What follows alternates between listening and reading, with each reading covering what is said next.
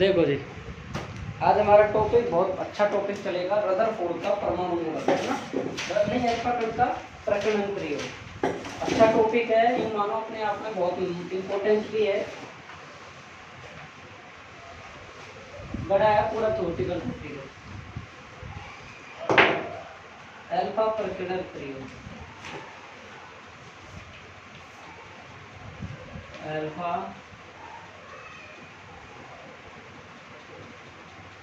प्रयोग, ठीक है जी। एडिंग लगाओ, अल्फा प्रकीर्णन प्रयोग।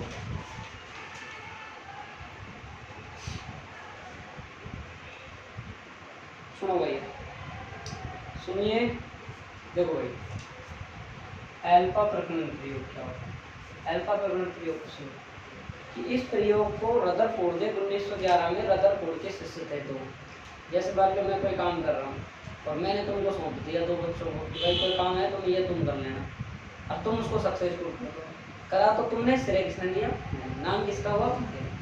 ऐसे ही गाइगर और मार्टन नाम के दो साइंटिस्ट थे, इसके शिष्य ग्रेजुएशन कर रहे थे, उन्होंने इस प्रयोग को सफलतापूर्वक किया। तो यही क्या कहलाया हमारा अल्फा कण का प्रकीर्णन प्रयोग। बात आई है यहाँ पे अल्फा प्रकीर्णन, अल्फा कण, अल्फा कण आया तो अल्फा कण के बारे में देखते हैं क्या होता है। अल्फा कण क्या होता है भाई साहब, सुनना, ये द्विआयनित कण होता है। क्या होता है, द्विआयनित कण, किसका, हीलियम का। किसका द्विआयनित कण होता है, हीलियम का द्विआयनित कण होता है। अब हीलियम का हमारे पास ये होता है 2He4। क्यों भाई, क्योंकि इसमें दो ही तो इलेक्ट्रॉन होते हैं, दो ही प्रोटॉन होते हैं, दो ही इसमें न्यूट्रॉन। अब इसमें जब इलेक्ट्रॉन को बाहर निकाल दिया जाता है, सुनना बड़ी अच्छी बात, इसमें जब इलेक्ट्रॉन को बाहर निकाल दिया जाता है तो दो प्रोटॉन और दो न्यूट्रॉन क्या हो गए, न्यूक्लियस, और कहाँ पाए जाएंगे, नाभिक में। ये क्या हो गया, हीलियम का नाभिक, इसलिए हम इसको क्या कहते हैं, अल्फा। आई बात समझ में, अल्फा कण समझ में आ गया भाई। द्विआयनित कण है, इसके अगर इलेक्ट्रॉन को बाहर निकाल दिया जाए तो ये बच्चे का जो अपना क्या कहला रहा है भाई, हीलियम या अल्फा कण। ठीक,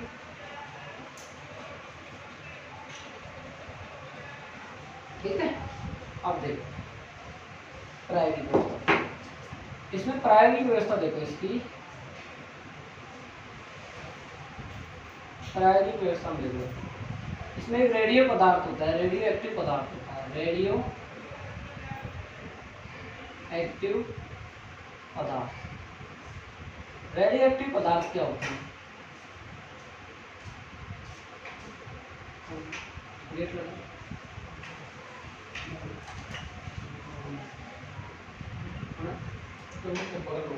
भैया है, तुम्हें पता है क्या, तुम भैया है, कौन है, लड़की है दोनों। देखो भाई, रेडियो एक्टिव पदार्थ देखो, सुनो कि रेडियो एक्टिव पदार्थ कौन से पदार्थ है, कि ये वे पदार्थ होते हैं जिनसे स्वतः ही विकिरण उत्सर्जित होते हैं। जिनसे क्या होती है, कुछ क्या नाम का पापा है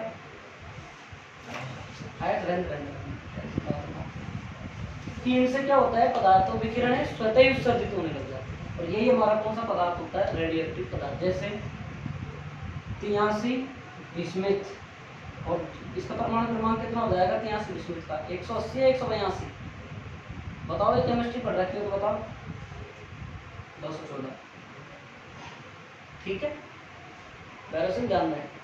इससे क्या हो जाएंगे, अपने रेडियो एक्टिव विकिरण क्या होने लग जाएंगे, उत्सर्जित होने लग जाएंगे। ये तो गई कौन से रेडियो एक्टिव पदार्थ की बात, रेडियो एक्टिव पदार्थ के बारे में नाभिक में पढ़ेंगे डिटेल्स, आएगा समझ में। अब आगे देखो, इतना लिख लो एक बार, प्रयोग कर क्लियर समझाए। देखो यह प्रयोग 1911 में, यह प्रयोग 1911 में, यह प्रयोग 1911 में रदरफोर्ड के शिष्य, रदरफोर्ड के शिष्य गाइगर और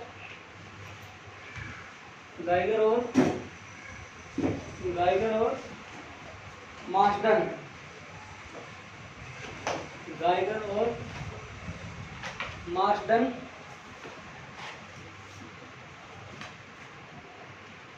ने अल्फा प्रकीर्णन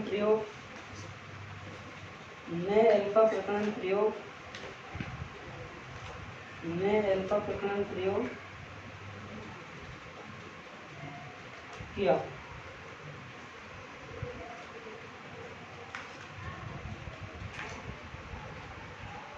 लिया। अब लिखो प्रायोगिक व्यवस्था। प्रायोगिक व्यवस्था इसमें लिखो रेडियोएक्टिव वे पदार्थ होते हैं, ये खत्म हो गया आपका खाली हो गया। रेडियोएक्टिव वे पदार्थ होते हैं जिनसे स्वतः ही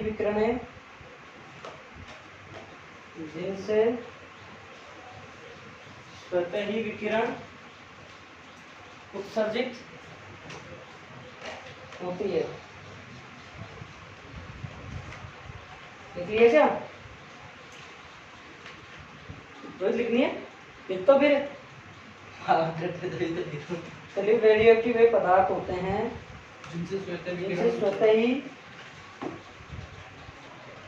स्वतः ही कणीय विकिरण लिख सकते, विकिरण उत्सर्जित होती है।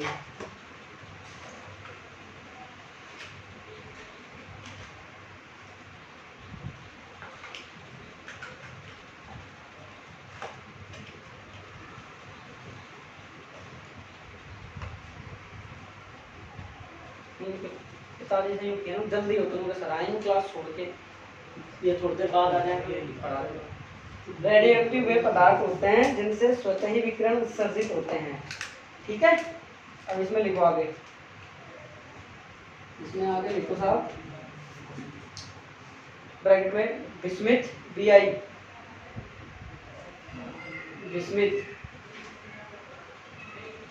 बिस्मिथ लिख लिया। इसमें लिखो फिर यूरेनियम U, प्लेटिनम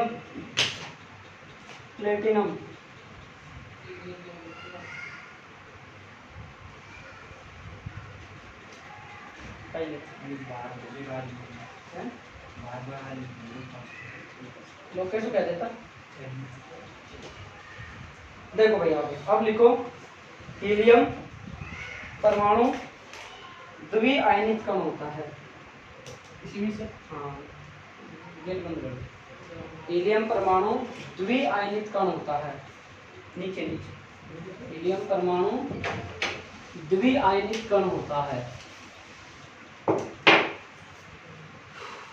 इसमें 2 प्रोटॉन 2 न्यूट्रॉन और 2 इलेक्ट्रॉन होते हैं।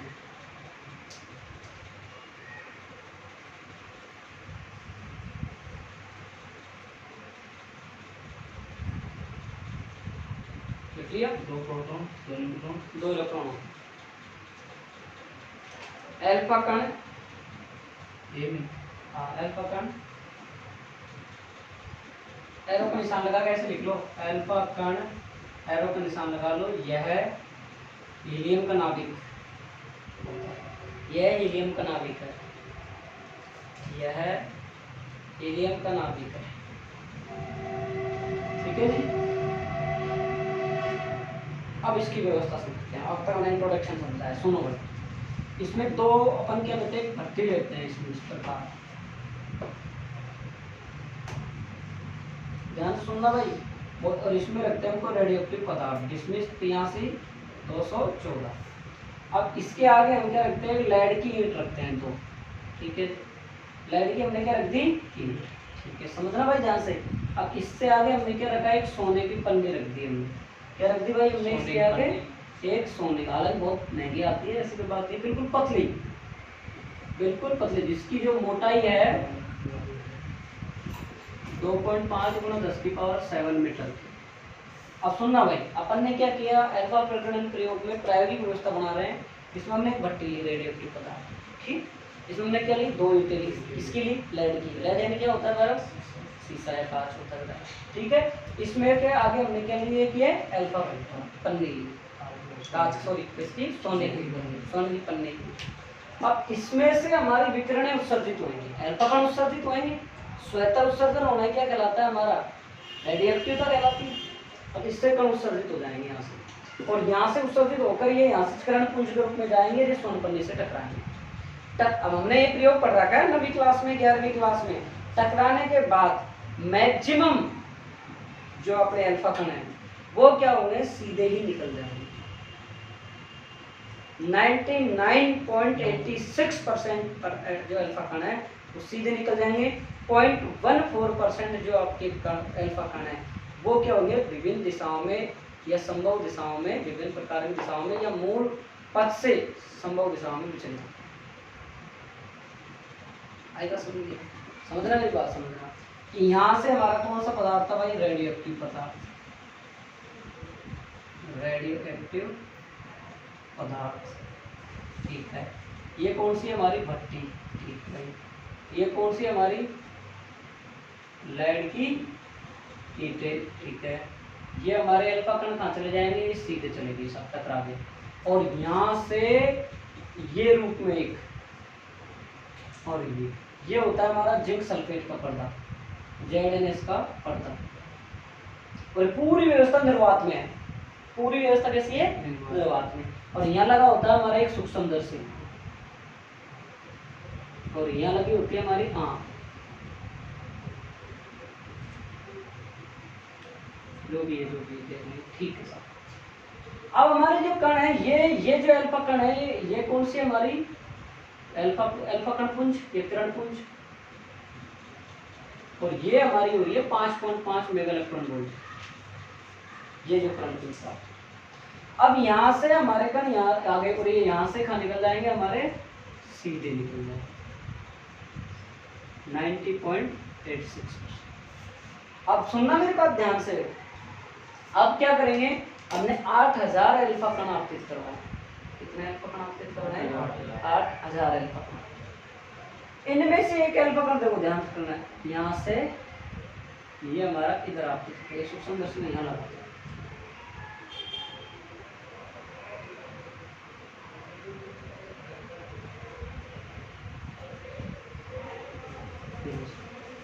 सुनना मेरी बात ध्यान से। अब ये जो कण आपका, ये जो विचलित हुआ है, ये वाला कण आपतित हुआ है, ये कितने कोण को हुआ है, थीटा कोण।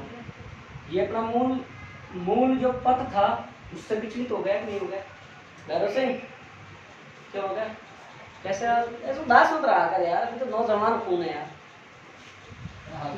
अगली जिंदगी उदास होगी तो फिर तो मामला ही खराब है। अभी तो यंगेस्ट है यार, अभी तो पूरा जोश जुनून होना चाहिए ढंग का यार। तो यहाँ से ये अल्फा कण जा रहा था, जाने के बाद पूरे निकल गए, लगभग थोड़ा सा बचा, उसमें से एक क्या हो गया अपना इधर अपनी मूल दिशा से विचलित हो गया। अब इसमें हमने 8000 अल्फा कण आपतित कराए। इनमें से क्या होंगे, सुनना भाई मेरी बात ध्यान से सुन लेना, पूरी अच्छी समझ लेना।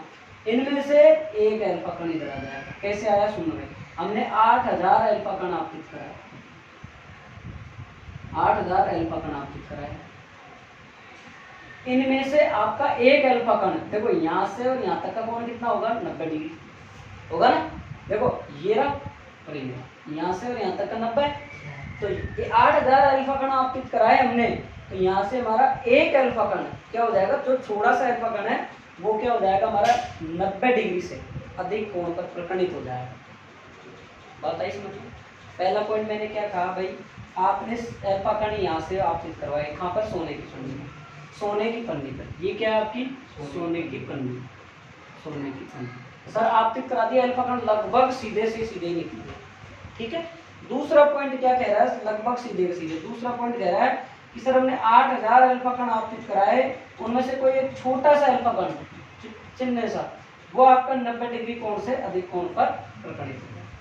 फिर हमने आपतित कराया 20000 अल्फा कण आपतित करवाए हमने। इस 20000 अल्फा कण जो आपतित हुए हमारे, इसमें से हमारे लाखों करोड़ों हमने जो अल्फा कण 20000 अल्फा कण कराए, उनमें से थोड़ा सा हिस्सा क्या होता है, कहीं भी नहीं जाकर जिस दिशा से आया उसी दिशा में वापिस गमन करता है। यही अल्फा कण का प्रकलन प्रयोग था। तो रदरफोर्ड ने इसके बारे में एक बात बोली कि मैंने मेरी जिंदगी में ऐसी घटना नहीं देखी कि ये एक ऐसा चीज, एक ऐसी अचंभित घटना है जैसे एक तोप का गोला 15 इंच का होना, 15 इंच का तोप का गोला, और जो कागज पे जाए और उससे टकराने के बाद वापिस हमारे पास। लेट हो गए तुम, हाँ आप मस्जिद से आते हो ना इसलिए। तो मैं क्या कह रहा हूँ, सुनो भाई, मैंने क्या कहा, रदरफोर्ड ने क्या कहा कि मेरे जीवन की सबसे अचंभित घटना ये थी कि एक 15 इंच का तोप का गोला जैसे ही कागज पर यूं आए और यहाँ से टकराने का वापिस मेरे पे आ जाए, ऐसी घटना थी। 20000 अल्फा कण आपतित कराए, उनमें से कोई एक आध क्या हो गए, जिस दिशा से गए उसी मूल दिशा से वापिस उसी दिशा में। बात आ रही रदरफोर्ड, अब समझ में क्या लिखोगे। सबसे पहले एक भट्टे ली, 2 लेड की ईंट ली, एक सोने की पन्नी ली, इसको जिंक सल्फेट के पर्दे के बीच में रखा और इसमें क्या लगा दिया, मैं सोने की पंजर जिसकी मोटाई 2.5 10 और 7 है और ये अल्फा कण की किरण पुंज 5.5 मेगाइलेक्ट्रॉन। आई बात समझ? दिखा दो चित्र बनाओ। 4 बजे टाइम दे रहा था, 4:15 कर यार, 4:15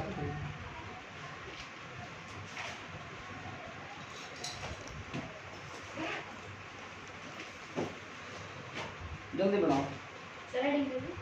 अल्फा प्रकरण प्रयोग इसी ऊपर पहला तो हाँ लिखा था तो बस अल्फा प्रकरण प्रयोग अल्फा प्रकरण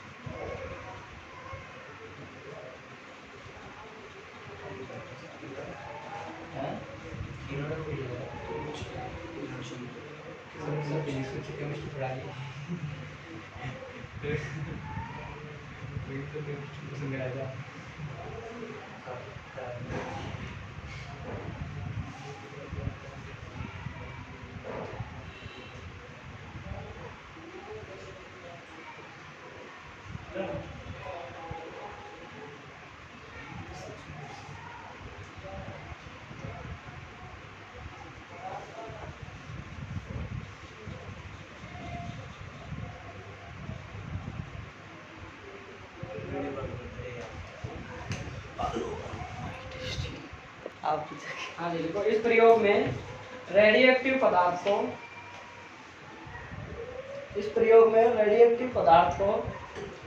भट्टी में रखकर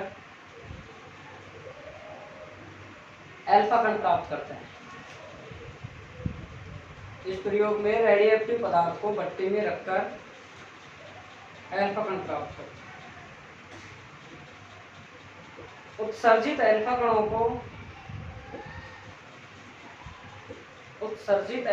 को लेड की ईंटों से गुजारकर लेड की ईंटों से गुजारकर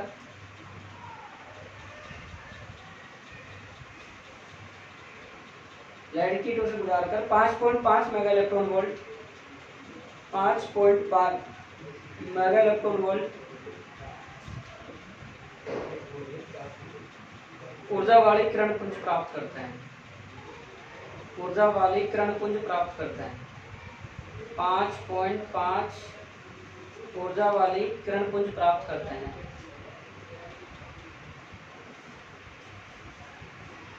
इस किरणपुंज को, ये -7 लिखना चित्र में ना, मैंने +7 लिख दिया। इस किरणपुंज को 2.5 × 10⁻⁷, इस किरणपुंज को 2.5 × 10⁻⁷ मीटर मोटी सोने की पन्नी पर आपतित कराया जाता है। 2.5 × 10⁻⁷ मीटर मोटी सोने की पन्नी पर आपतित कराया जाता है, जिससे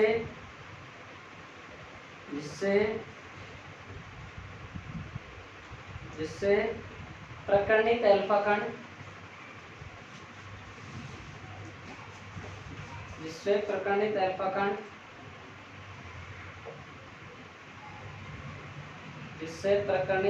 कण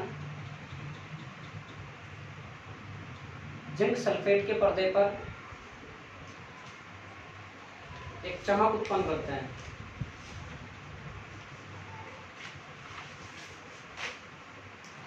अब देखो प्रयोग से प्राप्त निष्कर्ष, छोटे छोटे हेडिंग देते जाओ। चमक उत्पन्न करते हैं।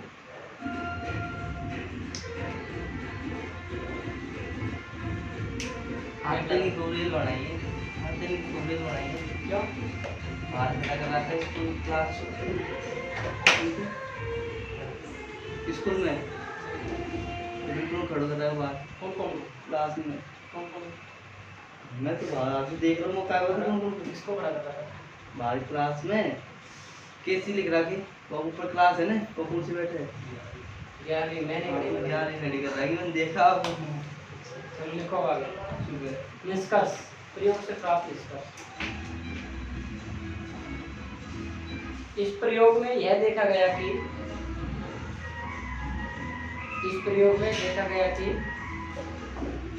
ज्यादातर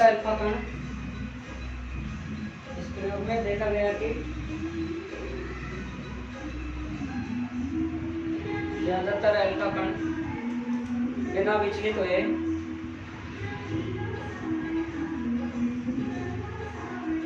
सीधे निकल जाते हैं।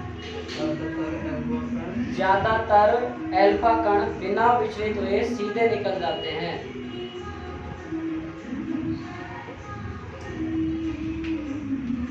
दूसरा लिखो,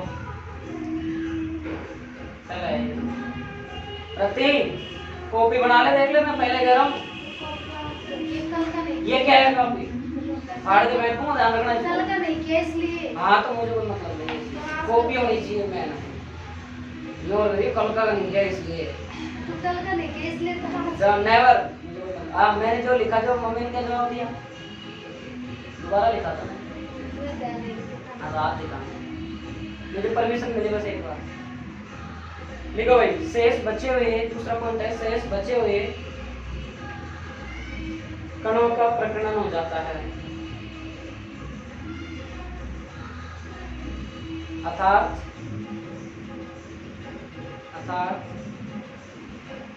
अपनी मूल दिशा से विचलित हो जाते हैं।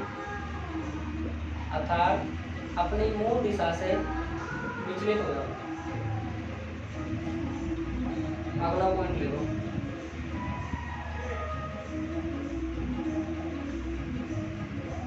सॉरी आपने हेडिंग क्या दिया था? निष्कर्ष का तो प्रेक्षण लिखो, प्रयोग से प्राप्त प्रेक्षण।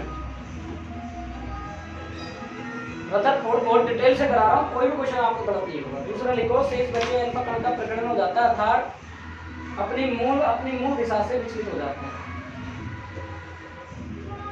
तीसरा पॉइंट, 8000 अल्फा कणों में से कम से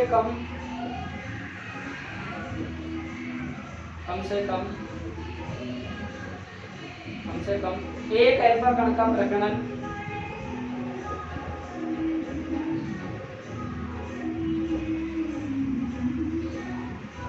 एक अल्फा कण का प्रकरण 90 डिग्री से कण का प्रकीर्णन 90 डिग्री से अधिक के कोण पर प्राप्त होता है। 90 डिग्री से अधिक कोण पर प्राप्त होता है।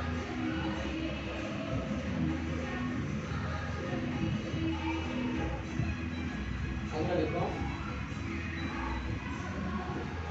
90 डिग्री से अधिक कोण पर प्राप्त होता है। अगला लिखो 20,000 अल्फा कणों में से कम एक अल्फा कण, 20,000 अल्फा कणों में से कम एक अल्फा कण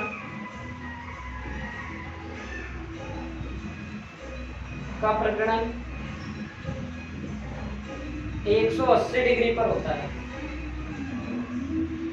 180 डिग्री पर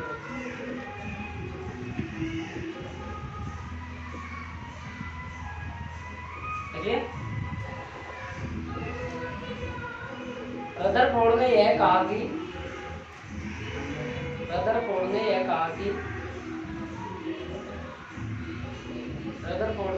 कि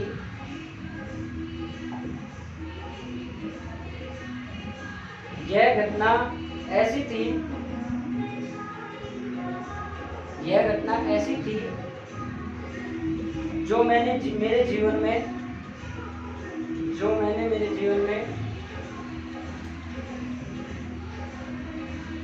कभी नहीं देखी।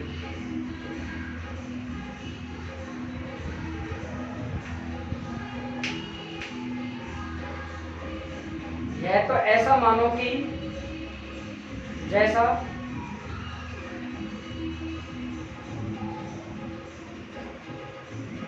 हमने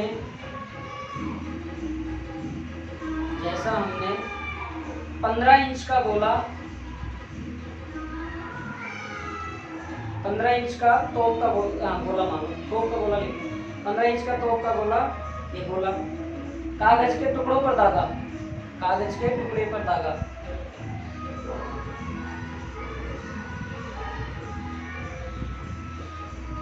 और यह लौटकर हमसे ही टकरा गया हो।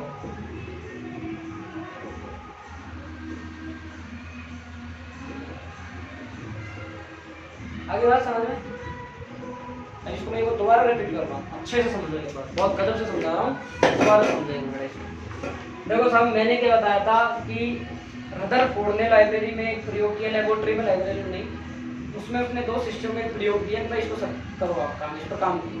तो गाइगर और मास्टर नामक साइंटिस्ट ने 1911 में इस प्रयोग को दिया, बताया सक्सेसफुल। तो रदरफोर्ड ने खुद ने श्रेय लिया, फिर बाद में रदरफोर्ड ने अल्फा प्रकीर्णन प्रयोग को दिया। अब ये हम बार बार बोलते हैं अल्फा कण 2He4, ये क्या है? ये अल्फा कण एक द्विआयनित कण होता है। इसमें प्रोटॉन और न्यूट्रॉन, बराबर ध्यान देते रहे आप रमित है क्या बात बेटा? ऐसे है यार, तुम मतलब देश की जिंदगी में था ना, एक चेहरे पे ये रौनक थी कि तुम्हारे एक के भी नहीं है। मैं सही बता रहा हूँ, हम थे जब, मतलब जीवन में ये रहता था कि दूसरे को लगता था कि पता नहीं ऐसा क्या मिल रहा है, इतना कुछ रहते थे, हॉस्टल में रहते थे लोग। तुम एक लटके हुए मुंह, उदास चेहरे, जिंदगी झंड है, बस इस तरीके से डोलते रहते हैं। अरे यार यही है लाइफ है जो बारिश तक बस, अगले साल तो नमक तक को पता लग जाएगा क्या कितना ही थैली आती है। अब वो सब कमरा वाले घर में तभी पता है कितना क्या आती पड़ती कटा नमक बाबू तो कौन है साहब से पकड़ो, खैर तुमसे सिखाई पता बाद में पता पड़ा। आगे चलो सुनो क्या कहा फिर इसने कि इसमें द्विआयनित कण होता है 2He4, इसमें प्रोटॉन और न्यूट्रॉन पाए जाते हैं। 2 इलेक्ट्रॉन होते हैं, 2 प्रोटॉन 2 न्यूट्रॉन होते हैं। ये बात मैंने बता दी। रेडियो एक्टिव पदार्थ होता है इसमें, जैसे हालांकि कई सारे होते हैं, यूरेनियम होता है, बिस्मिथ होता है, प्लेटिनम होता है, रेडियम होता है। अब मैं लिया 83 बिस्मिथ 214 है ना। क्लास आनंद लो, आज खूब गाने सुनते हुए क्लास सुना। तो ये इसलिए रेडियो एक्टिव पदार्थ क्या होते हैं कि ऐसे पदार्थ जिनसे विकिरण स्वतः उत्सर्जित हो जाते हैं। जहाँ मुझे स्पीड पकड़नी होती है मैं स्पीड पकड़ता हूँ, और जहाँ मेरे को डाउन होता है मैं अपने आप डाउन हो जाता हूँ। टॉपिक के हिसाब से चलता हूँ मैं। तो इसमें रेडियोएक्टिव पदार्थ स्वतः विकिरण उत्सर्जित हो जाती है, और वही क्या कहलाते हैं हमारे रेडियोएक्टिव पदार्थ। बात आई समझ। फिर इसकी प्रायोगिक व्यवस्था हमने देखा कि भट्टी थी, भट्टी में हमने रेडियोएक्टिव पदार्थ रख दी। अब इससे अल्फा कण उत्सर्जित हो गई, तो यहाँ पर लेड की ईंटें लगी। इन ईंटों से हमारी किरण पुंज 5.5 मेगा इलेक्ट्रॉन वोल्ट की ऊर्जा प्राप्त करके आगे बढ़ रही है। अब ये सीधी सोने के बनने पर जाकर टकरा गई। अब टकराने के बाद इससे क्या हो गए, मैक्सिमम कण, अधिकतम कण कहाँ हो गए, सीधे निकल गए। अब सीधे निकल गए तो परमाणु का अधिकांश भाग तो खाली रह गया, जब तो परमाणु उदासीन बोला था। तो समझो बड़ी चीजों को करो आप, लिंक देखो, पूरा निकल गए तो क्या हो गया, पूरा खोखला गोला भाग हो गया, नहीं हो गया, हो गया। दूसरी बात देखो कि इसमें से कोई कण क्या होता है, 90 डिग्री से अधिक कोण प्राप्त होता है जब आप 8000 अल्फा कण आपतित कराते। फिर आपने 20000 अल्फा कण आपतित कराए तो क्या हुआ भाई कि इनसे जो अल्फा कण गया था वो वापस लौट कर आ जाता है। अब ये जैसे यूं जा रहा है, यूं यहाँ 180 डिग्री कोण पर आ रहा है कि यार, ये मैंने लिखाया। अब ये आपका क्या हुआ, मूल पद से क्या हो गया, विचलित हो गया, और ये थीटा क्या है, प्रकीर्णन कोण। और ये यहाँ से क्या हो गया, 20,8000 अल्फा कण आपतित कराया आपने, उनमें से एक अपना क्या हो गया, इधर आप 90 डिग्री से अधिक कोण पर आप। बात आई समझ, आगे बात समझ। तो लिखो प्रयोग से प्राप्त निष्कर्ष, इसमें लिख लो 8000 अल्फा कण में से, इसको पूरा लिखो भाई, एक कण।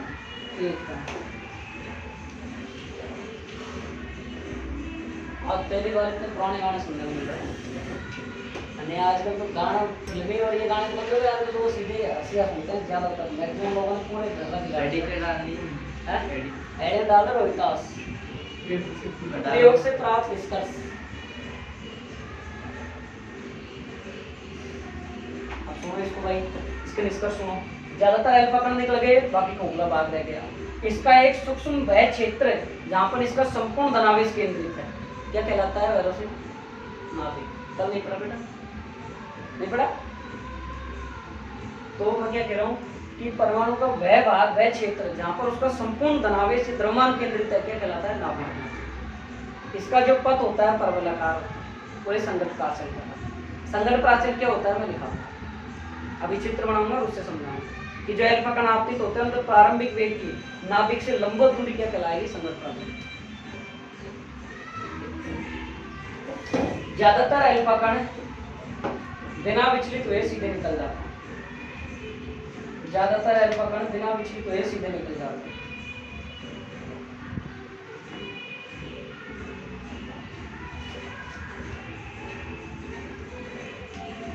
ज्यादातर अल्फा कण बिना विचलित हुए सीधे निकल जाते हैं, देखिए।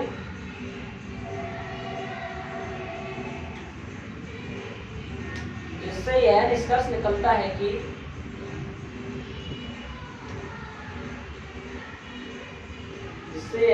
निकलता है कि परमाणु का अधिकांश भाग खोखला रहता है, परमाणु का अधिकांश भाग खोखला रहता है।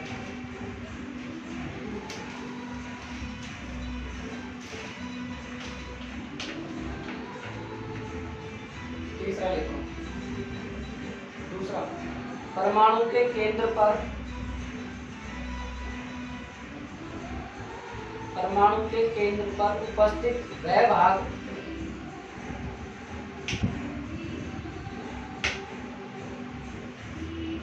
परमाणु के केंद्र पर उपस्थित वह भाग जहां पर उसका संपूर्ण धनावेश केंद्रित होता है,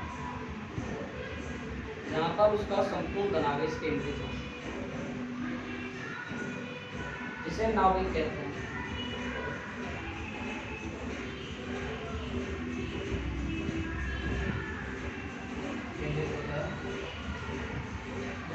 उसका संपूर्ण धनावेश केंद्रित होता है, नाभिक कहलाता है।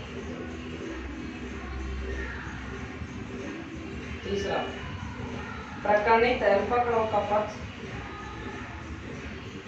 प्रकरणित अल्फा कणों का पथ परवलयाकार होता है।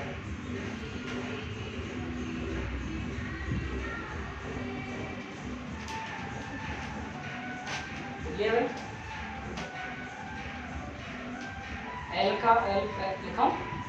अल्फा कण का पथ संगत प्राचल कहलाता है।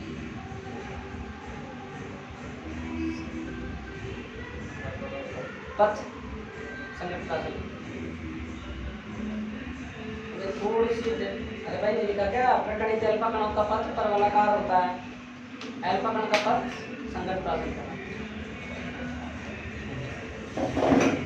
अब इसको मैं डिटेल से वो समझाता हूँ डायग्राम बना के संगत प्राचल। हालांकि इससे कभी क्वेश्चन नहीं आया अपने सिलेबस में, कम इसको इंक्लूड करते हैं, फिर भी अगर पूछा जाए तो अपन इसको समझें। सर तो मतलब आपको बताया तो उसके हिसाब से मतलब जो अल्फा कण जाते तो मतलब नाभिक से टकरा कर एक उनमें से नाभिक से टकरा कर वापस आता है। ना ना ना ना ना, सीधे निकलता है ना सोन पन्नी, सोने की पन्नी से वापस चल रहा है।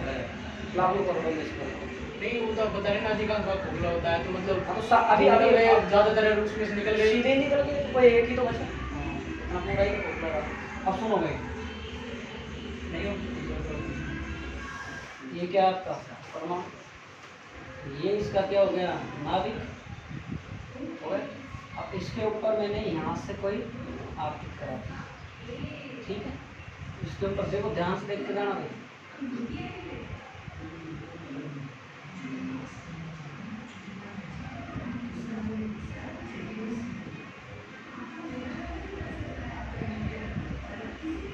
ठीक है। अब देखो, हमने 80,000 20,000 का 80,000 का अल्फा कण आपतित कराया, 20,000 अल्फा कण आपतित कराया, ज़्यादा कराए तो हमारा यहाँ से जाने के बाद में वापस कोई एक ही कण वापस लौटता, यही बात थी, ताकि पूरा अधिकांश भाग क्या रह रहा है खोखला। बाकी सुनो, जैसे ये भी आपतित हुआ, ये भी आपतित हुआ, ये पता हो जाएगा अपनी मूल पथ की दिशा से क्या हो जाएंगे, विचलित हो जाएंगे। ये इस प्रकार निकल जाएगा, ये इस प्रकार निकल जाएगा, ये इस प्रकार निकल जाएगा, ये इस प्रकार निकल जाएगा, ये ऐसे नहीं, सीधे से। अब देखो मेरी बात ध्यान से सुनना कि आपके पास में से यहाँ अपने अल्फा कण आपतित करवा रहे थे, यहीं करवा रहे थे, सीधा आपतित हुआ था। अब इस पे आपतित होने के बाद में ये कण जाना तो किधर चाहिए था, इधर, लेकिन यहाँ से कहाँ चले जाता है, इधर। क्या हो गया, अपनी मूल दिशा से क्या हो गया, विचलित हो गया। और यहाँ जो कोण बनेगा क्या हो गया, स्कैटरिंग कोण, क्या हो गया, प्रकीर्णन कोण, क्या हो गया, प्रकीर्णन कोण। यहाँ अपने अल्फा कण आपतित कराए थे और इसकी ये नाभिक से इसकी यहाँ से इसकी ये लंबवत दूरी क्या कहलाती है, संगत प्राचल। अल्फा कण आपतित कराए प्रारंभिक वेग से, ठीक है। यहाँ से इसकी जो लंबवत दूरी होगी यहाँ से यहाँ तक की क्या कहलाएगी, हमारी संगत। अब सुनना मेरी बात, एक बड़ी गजब की बात कि आपने अल्फा कण आपतित कराते कराते लेके जा रहे थे यहाँ से, क्या हो रही थी, गति थी उनमें, गति ऊर्जा थी। जाने के बाद में नाभिक के पास में जाते ही कुछ क्षण विशेष के लिए स्थिर हो गए, किसमें चेंज हो गई गति ऊर्जा, इस तरीके से। कैसे बदल गई गति ऊर्जा, इस तरीके ऊर्जा। तो आपकी काइनेटिक एनर्जी किसमें बदल गई, इस तरीके। आपका सूत्र क्या होता है, 1/2 mv²। अब इसका क्या होता है, काइनेटिक एनर्जी का सूत्र पढ़ चुके हैं आप दूसरे पार्ट में पहले में, 1/4πε ZE और 2E। 2E का है नाभिक पर दुगुना आवेश और इसकी जो दूरी कितनी होगी, r में। क्या लिख दिया हमने, 1/2 mv² और 1/4πε 2ZE²/r। अब यहाँ से हम r नोट का मान ज्ञात कर सकते हैं, इन सबको चलेगा, कर सकते हैं, नहीं कर सकते हैं। संगत प्राचल होता है, संगत प्राचल का सूत्र देख लो आप, हालांकि पूछा नहीं जाता एग्जाम में कभी भी। संगत प्राचल का सूत्र होता है B = 1/4πε, ध्यान से देखना भाई, ZE² cot θ/2 और 1/2 mv²। ये मैं पढ़ता था जब पूछा गया था 2014-15 ये पूछा गया संगत प्राचल का सूत्र। हालांकि आपके लिए फिर भी बोर्ड एग्जाम जब रदरफोर्ड है प्रकीर्णन, क्या पता पूछने में खराब हो, मेरा तो फर्ज है मैं सारा। ये बात समझ में आई नहीं, कंप्लीट समझ में आई, चित्र बनाओ। नहीं पहले लिख लो, आप परिभाषा लिखा देता हूँ, लिखो अल्फा कण के प्रारंभिक वेग की, अल्फा कण के प्रारंभिक वेग की, अल्फा कण के प्रारंभिक वेग की, अल्फा कण के प्रारंभिक वेग की, अल्फा कण के प्रारंभिक वेग की नाभिक के केंद्र से लंबवत दूरी संगत प्राचल कहलाता है।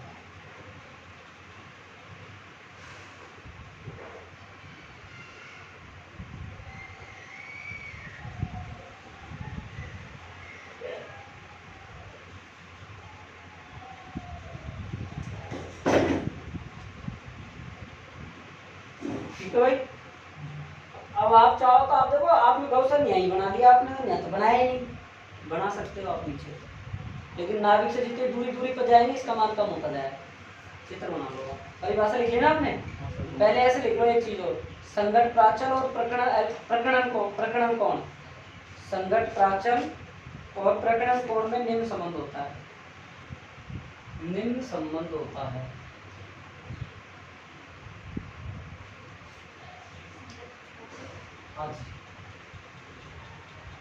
अब ये सूत्र चित्र बना लो, फिर ये सूत्र लिखो, ये सारा लिख लो।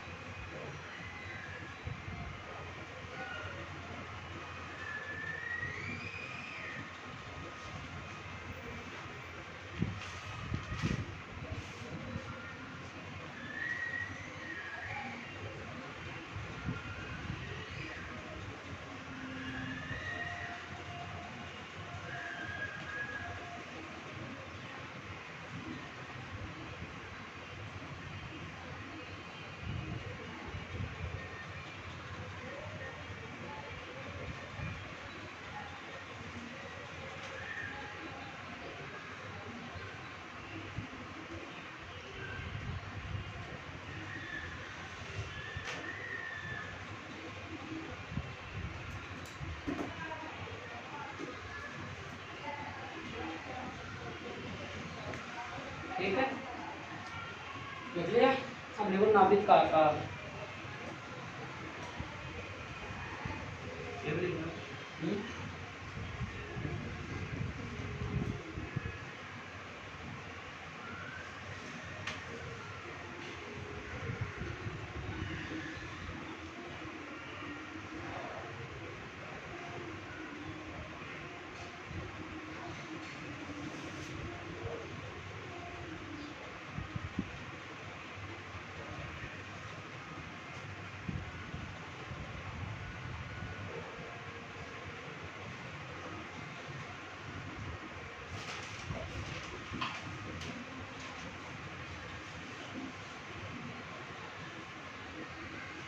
ठीक है, लिखो भाई। अल्फा प्रकरण प्रयोग से नाभिक का आकार, नाभिक का आकार, साइज ऑफ न्यूक्लियस, अल्फा प्रकरण प्रयोग से नाभिक के आकार का आकलन किया जाता है। प्रकरण प्रयोग से नाभिक के अल्फा प्रकरण प्रयोग से नाभिक के आकार का आकलन किया जाता है।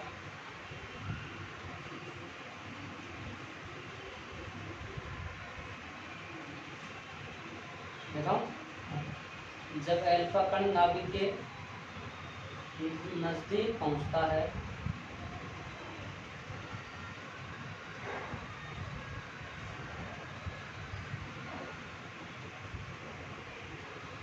जब अल्फा कण नाभिक के नजदीक पहुंचता है तो उसकी गतिज ऊर्जा, जब अल्फा कण नाभिक के पास पहुंचता है तो उसकी गतिज ऊर्जा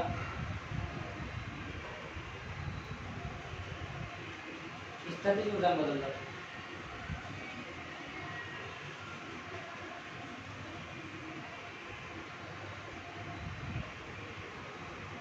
क्योंकि अल्फा कण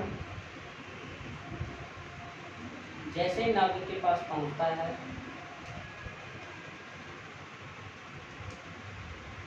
तो वह कुछ क्षण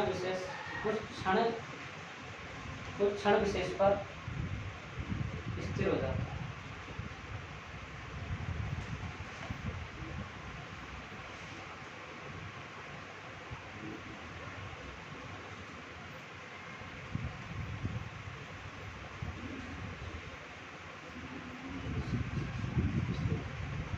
क्षण विशेष पर स्थिर हो जाता है।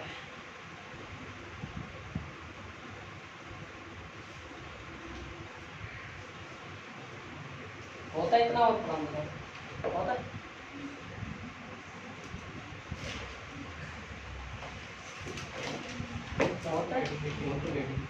वैसे ज़्यादा ही है, पढ़ाया तो ज़्यादा ही बोलते हो। 4 बजे से शुरू कर दिया। मैं सोचा तुम 4 बजे आ जाते हो, इसलिए मैंने कई बार इन दोनों को बैठ के देखा, मैं 4 बजे आ जाता हूँ। 4:15 चलो 4:15 करूँगा कितने मिनट